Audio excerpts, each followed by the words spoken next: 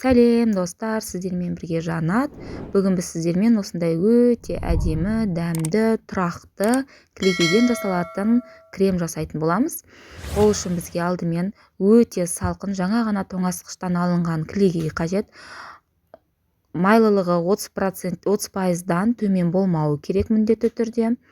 Осылай көпіршей бастаған кезде үстіне қант ұнтағын салып, әрі қарай миксермен взбивать етеміз. Миксердің жылдамдығы бұл кезде өте минимальный, өте төмен жылдамдық.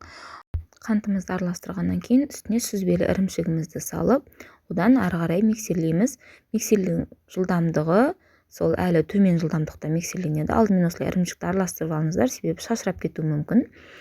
Осылай миксерлейміз төмен жылдамдықта. 3 минуттан кейін екінші скоростьқа, одан кейін 3 минуттан кейін үшінші скоростьқа осылай көтеріп қою масса болғанға дейін миксерлейсіздер.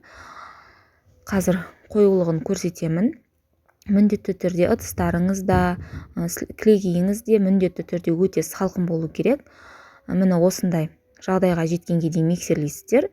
Жылдамдықты біртіндеп көбейтесіздер. Жаңа айтқандай, бұл кілегей өте тұрақты. Бұл кілегеймен тіптен торттың сыртын тегістесеңіздер де болады, торттың ішіне салсаңыз да болады. Универсал кілегей, крем былай айтқанда.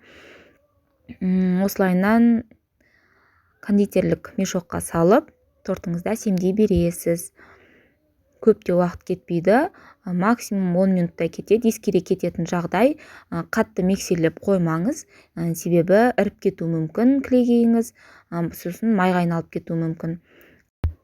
Міне осындай салған суретіңіз, оюыңыз сол қалпы тұратындай өте тұрақты крем шығады сізде. Және де дәмі мороженое сияқты болады, өте керемет, нежный дәм болады. Кез келген тортты әсемдесеңіздер болады. Видеоның соңына дейін қарағандарыңызға рахмет.